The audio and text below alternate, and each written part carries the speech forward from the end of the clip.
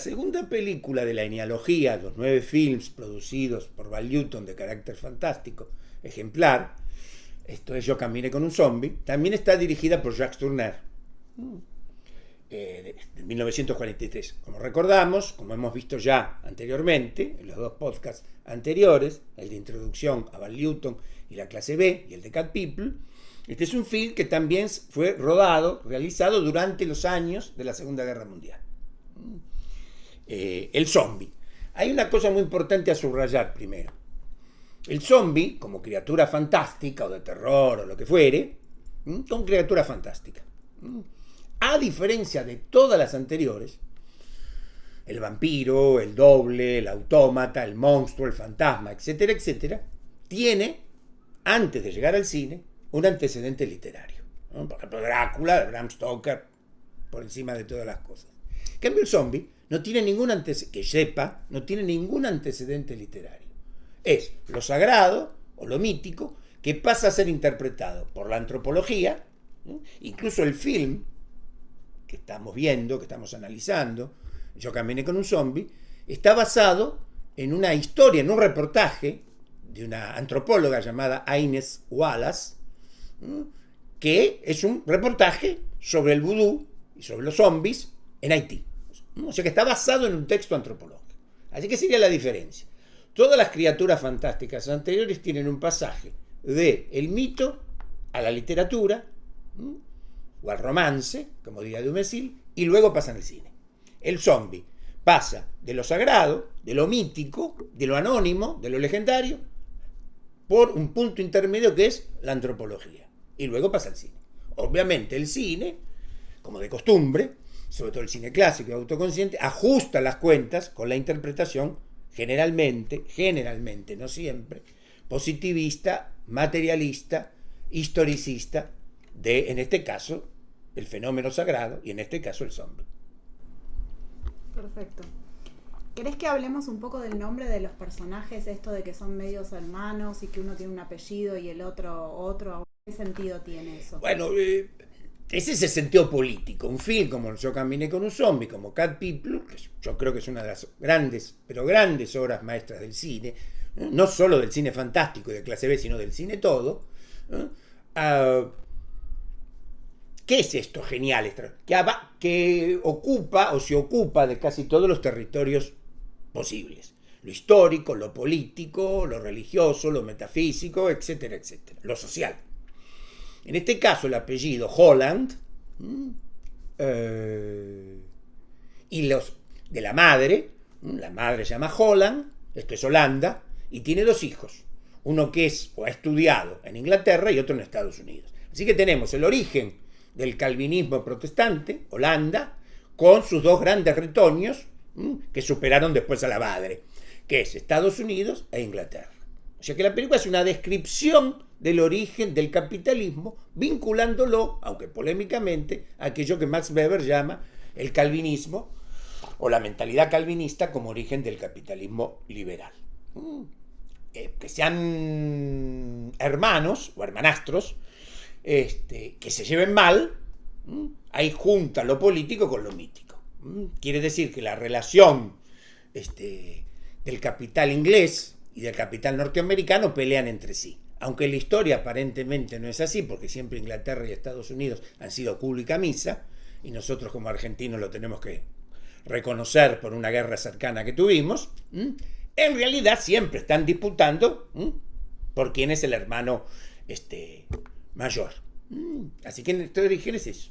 Recordemos también que la señora Holland, repito, es la esposa, uno de sus maridos, es un pastor protestante, un misionero. Sí, el doctor Rand es el padre de Wesley, que es el norteamericano. Que es el norteamericano, exactamente. El norteamericano y el hijo, bueno, es un gran problema, aparte de esta parte simbólica, política, social, porque tenemos el hermano, ¿cómo podemos decir? Caído, decadente, reventado, vicioso, ¿no? Que por cierto nos enteramos después que ha intentado huir con la esposa de Paul, esta que está en estado catatónico, como un zombie, después lo veremos eso, y que ahora se entrega la bebida, ¿no? Y asume, como podríamos decir, una decadencia que, como bien dice él, porque como toda gran película es ambigua y como toda tragedia todo el mundo tiene razón. Entonces lo que dice Wesley, que es sobre su hermano Paul, es que Paul, todo ese sufrimiento, tiene como una pose byroniana. O sea que ahí también tenemos un ajuste de cuentas del cine o del concepto de cine con el romanticismo. Bien. Ya que estamos hablando, no sé, ¿querés? Sí, no, hablando como de romanticismo, hay toda una cuestión con la cultura inglesa y con la literatura inglesa, ¿no? Porque también es una relectura sobre la novela de Brontë. Sí. Obviamente, claro, siempre para ocultar un símbolo, pero ocultarlo por razones de modestia, ¿no? Se cita algo que todo el mundo reconoce para poner una segunda historia. Sí. Cosa que pasa, y podríamos ver acá o más en este podcast, en esta charla o más adelante, ¿no?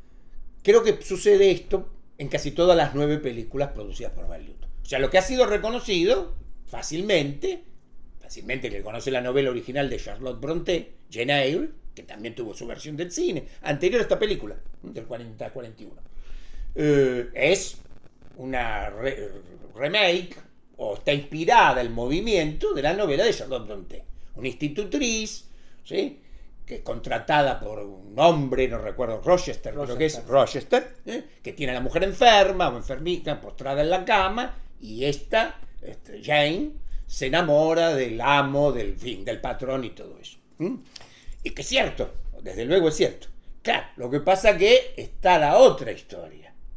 Jessica está caracterizada absolutamente como el bajo relieve, la gradiva, que quiere decir aquella que se mueve o avanza hacia adelante, ¿no?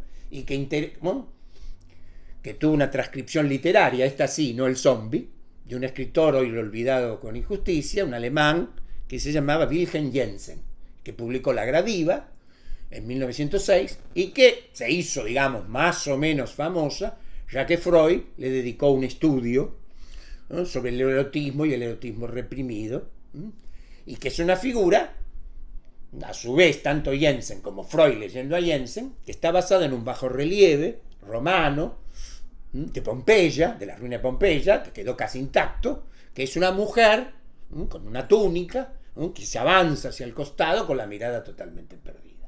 O sea que el público reconoce más bien Jane Eyre, porque en realidad también el film está... Y esto es una simetría. Recordemos que Cat People, la cita, el epígrafe con que se abre, está atribuido al doctor Jude, y en realidad es un epígrafe de Freud. Ahora bien, esto no es para jugar a las escondidas o hacerse, sino precisamente para que el espectador, tal vez como un manuscrito, en este caso un film, un video hallado en una botella, como nosotros ahora, ¿no?, develemos esta serie de cosas. Siempre, por supuesto, siguiendo nuestra teoría, que la primera historia sea entendida por todo el mundo, sea entretenida, brillante, bien actuada, tenga suspenso y todo eso. Cosa que el film logra con creces. Sí, creo que es una película complementaria a La Mujer Pantera, porque allá estamos en la ciudad donde llega lo extraño, y acá es al revés. La ciudad llega a este mundo perdido, extraño, insólito para ella. Tal cual, tal cual. Y la tercera también va a pasar eso. En la tercera hay como una... el hombre leopardo, hay como unión de esa. Es lo norteamericano, que dentro de un estado norteamericano, Nuevo México, descubre lo atávico, pero lo atávico es lo español y lo católico. Estas 3 películas son... Tal vez deberíamos dedicar una vida a entenderlas, ¿no? Porque son películas geniales. Qué geniales, que tienen una apertura, algo abierto, y que siempre las podemos pensar como metáforas políticas, religiosas, y todo esto, ¿no? Obviamente la película es una transición brillante, ¿no? Recordemos que las mejores transiciones en el cine son climáticas. Ella está en Canadá, nieva, ¿no? Dice que va a ir a un lugar con palmeras, que no resulta para nada un paraíso tropical, ¿sí? O sea que no resulta una de estas islas ahora en el Caribe, que están recicladas, son islas con palmeras de plástico, ¿no? Entonces inmediatamente vamos a un clima tropical, ¿sí?, que no es lo que es, y que precisamente el personaje de Paul, del cual ella se enamorará, todo eso, le da una versión byroniana romántica y decadente de ese lugar, que es un lugar de muerte, ¿sí? Donde los peces huyen de los tiburones, las errantes aún mueren, que hay como toda una suerte de perícopa, una suerte de prólogo sobre decadencia, visto en lugar romántico, en el cual el cine, el concepto de cine, la película en este caso de Turner Lewton, va a ajustar las cuentas. De hecho, volviendo a esto de la gradiva y demás, él en un momento, después de que ella la ve a Jessica, a la luz del día le dice, y a la luz del día no te asustó tanto, y entonces ella le dice, no, se nota que fue una mujer hermosa, y hablan como de la hermosura como algo que pasó, sí. Y ahí él inmediatamente la corre a ella y le dice, y vos te considerás hermosa y demás, entonces está como todo el tiempo matando eso, digamos, volviendo sobre la belleza y es todo lo que es vistoso para matarlo o ponerlo en ese estado así, no sé. Claro, eso acompaña un poco la idea que Paul tiene de la belleza, ¿no? Si avanzamos un poco como la gradiva, ya que la tenemos ahí, vamos a recogernos la túnica en todo caso, para no tropezarnos con las sandalias. En todo caso puede ser también esta huida de la belleza de Paul, para inclinarnos un poco a unir esto con la mentalidad romántica que siempre tuvo una relación binorma, ambigua con la belleza. Es aquello que Mario Praz, uno de mis maestros, llamaba la belleza medusea.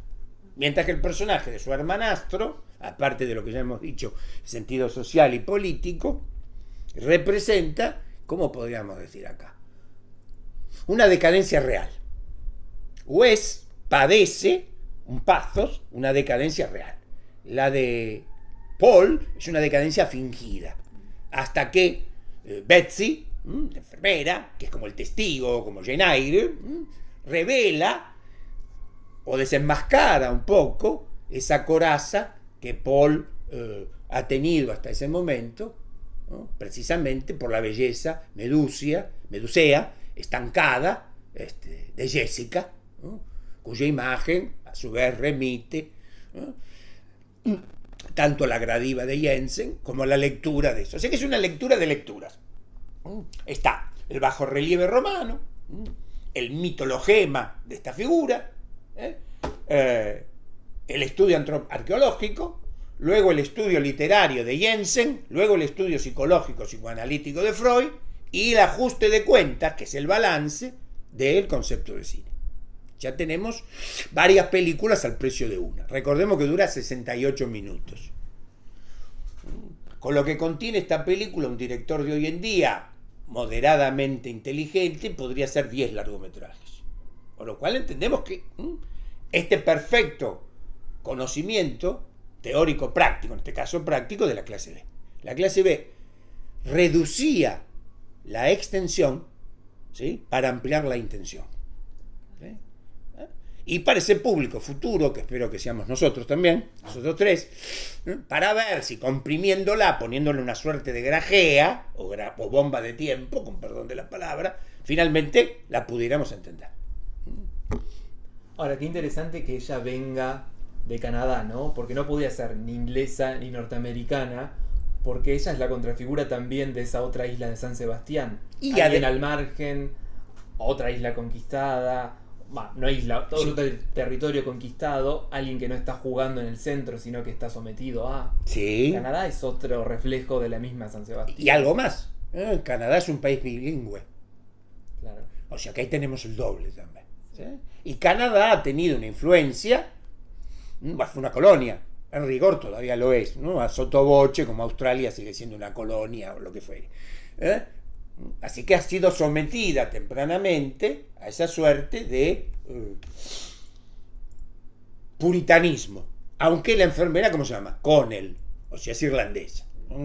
Decir irlandesa es decir católica. Claro. No sé si la enfermera Betsy seguía yendo a misa. Eso no importa. Es importante la genealogía. Sí. Igual es muy lindo porque todo esto hace como ella todo el tiempo hace espejo con Jessica. Cuando Alma le sirve el desayuno, le lleva una brioche.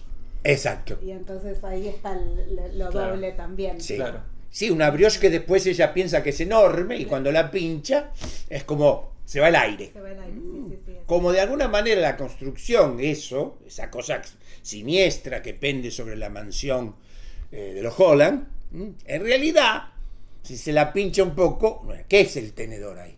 El tenedor es el cine, que desarma eso. Sí, que también es la flecha con la que... Que también es la flecha que ha atravesado a esa mascarón de proa, o sea, ¿qué es eso? Mascarón de proa, que tiene la figura flechada de San Sebastián, el torso flechado de San Sebastián, y que es el mascarón de proa en el barco donde los negros, en esta isla que en realidad es Haití, pero no es Haití no porque haya un conflicto diplomático, porque si dicen Haití, obviamente es vudú, pero si dicen Haití, ¿no? Se puede caer en lo, ¿cómo podemos decir? En lo didáctico, en lo periodístico. Entonces inventa lo de San Sebastián, la figura esta del mártir flechado, el mascarón de proa. ¿Qué es mascarón de proa? Es lo que oculta o lo que se ve como más temprano en algo que avanza, ¿sí? Como la gradiva. Y ahí saca la flecha y todo. Pero ¿por qué un mártir como San Sebastián? Bueno, hay unos cuantos, pero ¿por qué eligen un mártir flechado y todo eso? Aparte del uso simétrico que va a tener la flecha, etcétera, etcétera.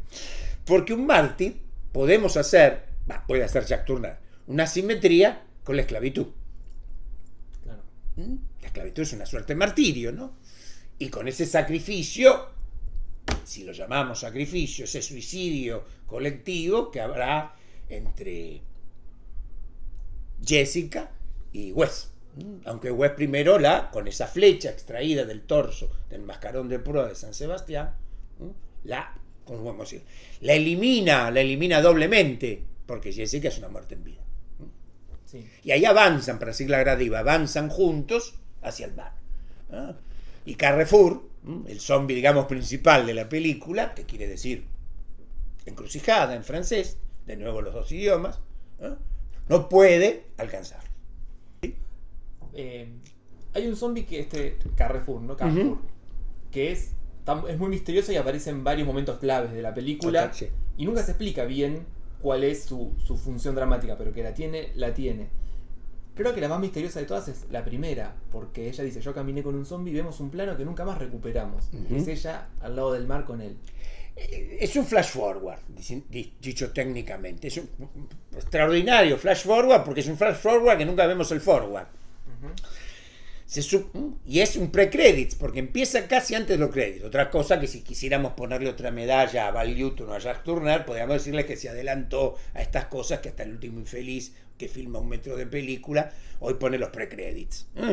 Obviamente ya había sido creado como casi todo por Hollywood, porque en realidad eso es lo que, si suponemos lo que pasó hacia el final, ¿no? Que ella le pierde temor al zombie, que el zombie tiene otra función, ¿no? Que se recupera lo sagrado, eso sería como una suerte de proyección, real o no, puede ser un sueño, de que Betsy caminó con un zombie, se pasea con un zombie, ¿sí?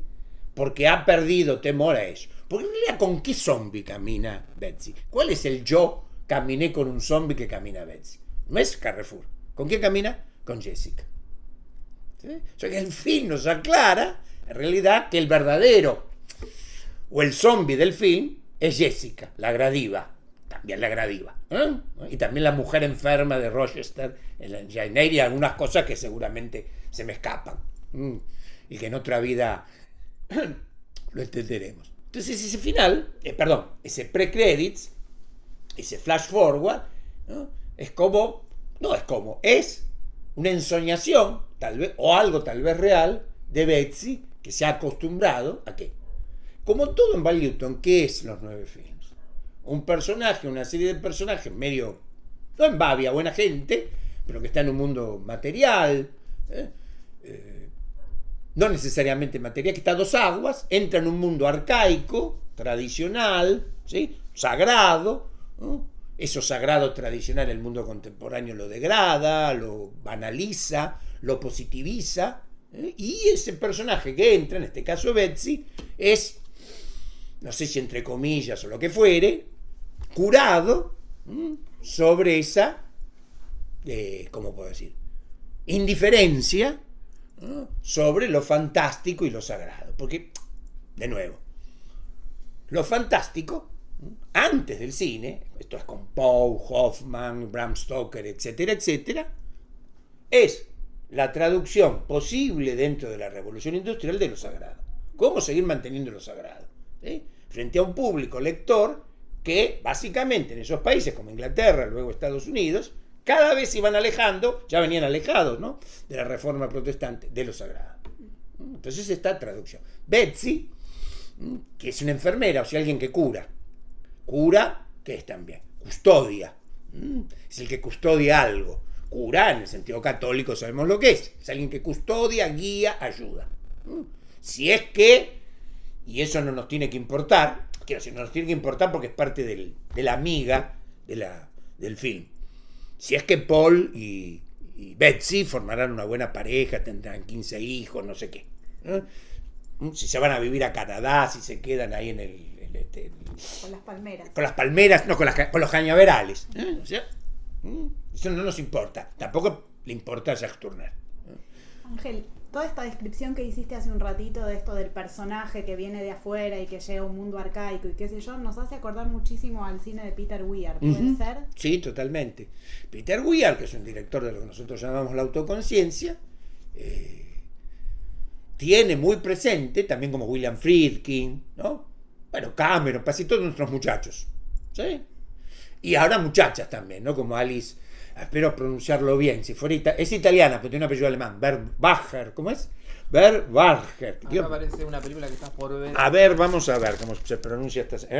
Alice en italiano, Rohrabacher, la autora de este film, Lázaro Felice, que acabo de descubrir y de hacer la crítica, ¿no? O sea, se inscribe también en eso, ¿no?, que es esa Weir, De Palma, sobre todo el de La Furia, Cameron, bueno, toda su obra, Carpenter, tal vez de una manera un tanto más oscura, ¿no? Todos, es el gran tema, pero es cierto, de todos ellos, de todos estos directores autoconscientes, no solo estos films de Val Newton, Yo caminé con un zombie, sino Lázaro Felice, tienen para seguir con Mario Praz, un aire de familia, sobre todo a ciertos films, a casi todos, de Peter Weir, ¿no? Picnic en las rocas colgantes, La última ola, Testigo en peligro. La Costa Mosquito es una isla con protestantes, ¿no? La Costa Mosquito, en fin, sí. Por eso lo llamamos autoconciencia. Y nos es absolutamente indiferente, tampoco nos vamos a hacer un llamado a Australia, que saldrá carísimo, preguntarle a Peter Weir si vio las películas de Val Newton. Lo importante es que haya llegado a eso, ¿no? Esto es una cosa importante para nuestra teoría. No quiere decir que haya llegado literalmente, enciclopédicamente. Si llegó intuitivamente o hay una coincidencia en el tiempo y en el espacio, mejor todavía. Ángel, a mí hay una escena que me gusta mucho, que es cuando va el guitarrista negro y canta la canción con la historia de la familia. ¿Cómo se arma a nivel simbólico toda esa secuencia? Creo, siguiendo nuestra interpretación, que es bastante sencillo, es una tragedia. ¿Una tragedia qué es? Que ambos bandos, acá son unos cuatro bandos, tienen razón. Si es una tragedia necesitamos un coro, que anuncie de alguna manera. ¿Qué mejor que poner un cantante? Si estamos en Haití o en las Islas Vírgenes o el Caribe, es un calipso. Por cierto, es una cosa muy interesante. El cantante, el protagonista, el de Sir Lancelot se llama, que es un actor negro, de color, ¿no?, de las Islas Vírgenes, que aparece en varias películas de Val Newton, de la serie, es el primer, antes de Harry Belafonte, el primero que hizo conocer ese ritmo caribeño que se llama el calipso bananero. Ya que, no vamos a ponerle otra medalla a Val Newton, que es el que canta, ¿no?, y que aparece después en otras películas, o sea, el regreso de la Mujer Pantera, en el barco fantasma. Así que es la tragedia, es el coro de la tragedia griega. Un coro, por otro lado, bastante vengativo. Otra cosa que hace este film extraordinario, ¿no?, que no haría, qué sé yo, directores como Oliver Stone, ¿no?, que por algo se llama Piedra en inglés. No todos los negros son buenos. Canta, es bastante hijo de puta. Eso lo vuelve trágico. No todos los negros son como Alma, que guía o introduce a Betsy en el mundo del vudú. Ojo, no es una película miserabilista, no es El color púrpura, no hay otras porquerías. No. Esta película es equilibrada, es trágica. No, del otro lado también están sus razones. Del otro lado son todos buenos, no. Sí, es eso que decís siempre, que todos los personajes tienen sus razones en las películas. Si no tenemos tragedia. Si en realidad un grupo o la segunda parte no tiene razones, no sirve. Aún personajes repelentes como los hermanos Burdett en Río Bravo tienen sus razones. ¿No? Quieren seguir acaparando tierras. Y entre la Argentina, creo que esto para un público espectador argentino es bastante sencillo. Esto es la idea de que tienen sus razones, ¿no? Lo cual políticamente, como nota al pie, podríamos decir que nos enseña bastante bien sobre esta idea de amigo y enemigo. No quiere decir que esto es importante.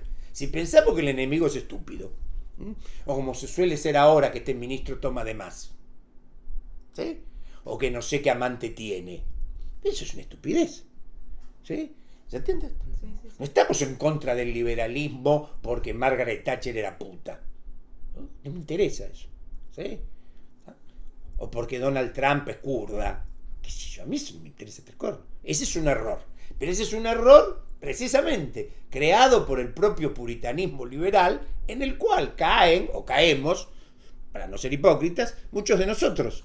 Entonces terminamos usando herramientas puritanas contra aquello que tenemos que ver con nuestro enemigo político, sea de clase, histórico, de religión. Este film y muchísimos films clásicos nos enseñan eso, diciéndolo en términos autoconscientes, como Michele Corleone en la tercera parte de la saga del Padrino. Nunca odies a tu enemigo, eso te impide pensar.